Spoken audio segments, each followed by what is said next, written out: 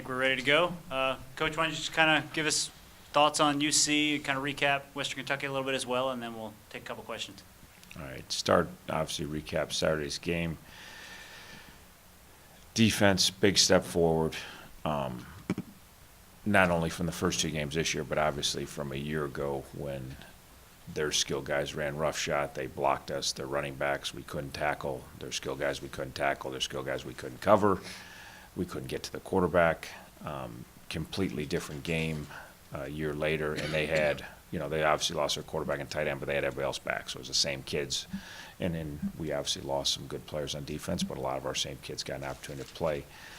But we played fast. We played aggressive. We actually made plays to get off the field over and over again. It wasn't just miscues on the other team. We actually made plays on the ball, made plays on the ball carriers, and did a great job. And then we create 3 turnovers, which really kept us in the game in the first half and kept momentum going on our side.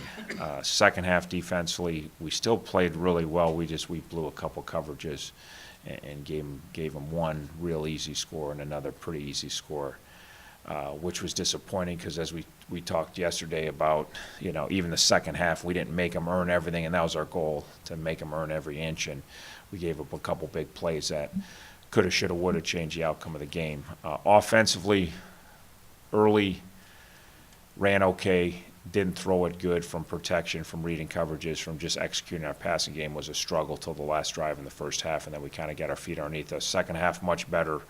Run game really picked up. Pass game picked up against a very good front and a very good secondary, and got us back in the game and got us a point where you have a chance to win the game. Special teams was the area that really killed us on Saturday. Obviously, long returns, kickoff, punt return for a touchdown, other kickoffs, setting up field position, and some guys mentally out of lanes, but also just some missed tackles. And I know they got good returners, and credit goes to their guys. But we the punt return, we have 2 chances to get them on the ground for no gain. It ends up being a touchdown, which obviously those plays were huge in the deciding factor of the game. So the biggest positive, the physical standpoint, us against them 365 days later, it was a different game, and that was a huge positive for us. And then from the defensive standpoint, we got to continue to play with that aggressive nature and that alertness and that attacking style to give our team a chance to win. And then obviously negatively, we got to get our special teams cleaned up, which has been good for 2 weeks, but really hurt us Saturday in a 7-point loss. Moving ahead to Cincinnati, obviously a huge game for everybody at Miami. Like I always say, I never hardly run into any Miami alum that doesn't mention the UC game almost within the first 10 seconds.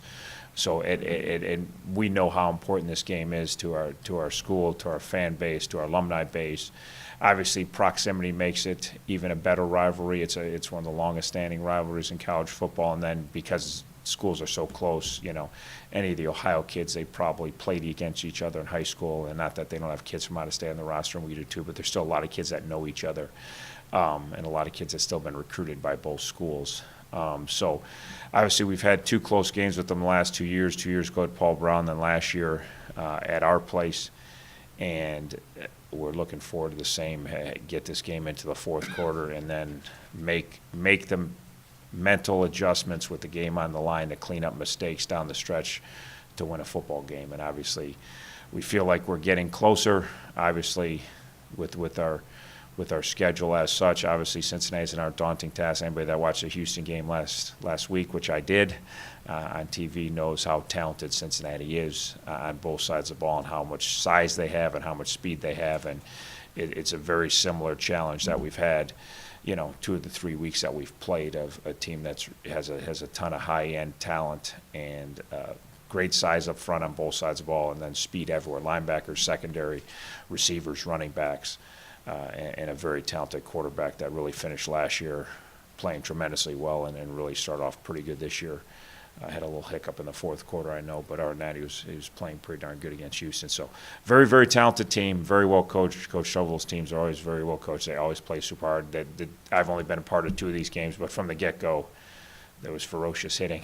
2 years ago with Paul Brown, it was fast and it was violent. And last year at our place, it was the same way from the first quarter on. There was a lot of bodies flying around that field. So there's always, at least the two I've been a part of, a huge energy on both sides and a lot of hitting on both sides and a lot of people playing fast. So looking forward to the opportunity, looking forward to the challenge, and looking forward to cleaning up some of our mistakes that have hurt us and find a way to try to win a football game.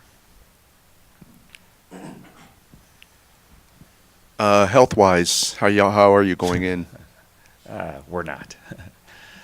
Obviously, last week, I don't know, the list is we're up into the 15 range of guys that should be playing that are not. So last week, Paul Moses didn't play, which we thought he was going to play. We weren't trying to withhold that Paul wasn't going to play. We thought he was going to play, but he didn't play. And then Bucci went down in the first quarter. So add those to the list. Rowe will still probably be a late week decision. He's responding. It's getting better, but he's not. I don't think he'll be practicing tomorrow. Paul, we'll see. We'll see how he responds to some treatment. Bucci, we'll see how he responds. I'd say they're all whatever questionable at this point early in the week. We'll probably know more as the week goes on. And then pretty much status quo with everyone else will be out. That has not been playing. So that's not our strong suit right now. His health isn't great, but as you saw last week, we didn't have JT for the first half, and then Bucci goes down, and Paul Moses is not there, and you're three more starters down, and we still played our best defense of the year. So it's about the people on the field and how they play and how they compete and how they prepare. And if you say you take three starters off the defense, and then you play really well against Western Kentucky. So it just goes to show, it's just about we have enough able bodies and we got enough athleticism, we got enough size and speed. Now prepare and go play the game the right way, and you can have good results, and we proved that a week ago. So no Smearcheck, too, because he got the targeting foul, so he's out, too. He's not injured. He'll be back in the second half, but he won't be with us for the first half. So. Yeah, so there's no question that this is a big rivalry. I mean, being a student here, a lot of kids actually do talk about this game. The last two meetings are close losses, so what are the keys to possibly walking out of Nippert Stadium this time around with a win? Same things that we've been preaching and trying to do, obviously move the ball offensively, slow down their offense by staying on the field, score points, protect the football, get some chunk plays, defensively make them earn it. They had a hard time last week driving on our defense. The couple touchdowns I got were kind of one-play drives, so no big chunk plays. Continue to get the turnovers we've started to get the last 2 weeks, 2 and 3 the last 2 weeks on defense, and then find a way to finish. Finish drives, finish quarters, finish halves, finish games. We are better Saturday. We finished the first half with a drive for a score, and we finished the first half with a goal line stand.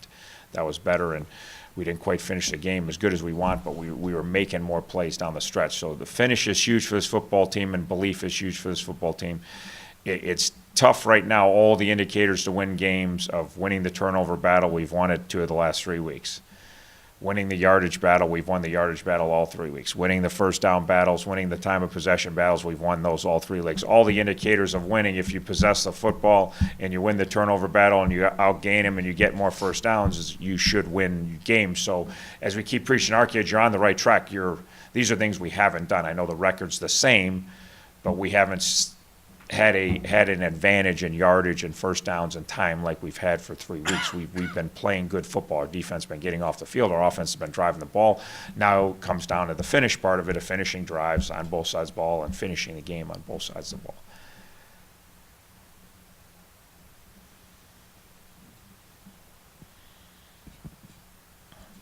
Yeah, so last week, Western Kentucky, I think you guys gave up something like 7 sacks here in that neighborhood.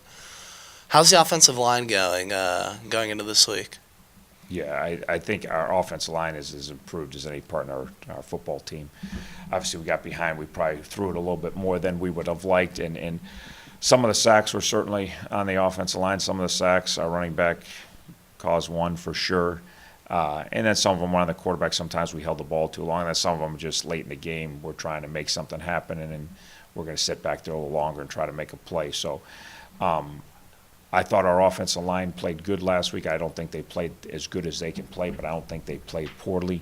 I think they've played night and day. If you look at our yardage and our possession and our first downs and our rushing and our throwing, it's very indicative of how our offensive line's played. So, and they've played, you know, two of the three opponents are very, very good up front. The kids we played last week were the same kids that Alabama couldn't run or throw on most of the game and didn't get up a lot of points. So, and then this week will be the same. They got a huge challenge with the front seven of Cincinnati. Is big, strong, and they got depth. They play 7-8 D linemen. They all look the same. So it'll be a huge challenge. But I feel really good about how our line's progressing and where they're heading.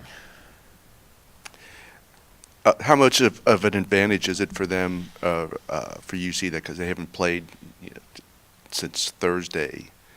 They've got that extra time off. Yeah, a little bit of an advantage just from a health standpoint. You get an extra 48 hours. There's kids that maybe, you know, those kids that are game time decisions, they get 2 more days to get ready, and obviously, so that's a little bit of an advantage, obviously, from health. Other than that, I don't think it's much effect at all, other than you have 9 days to recover as opposed to 7, which we'd love to have 9 days to recover every week as opposed to 7. So, other than that, I don't think that the time frame makes any difference on the outcome of the game.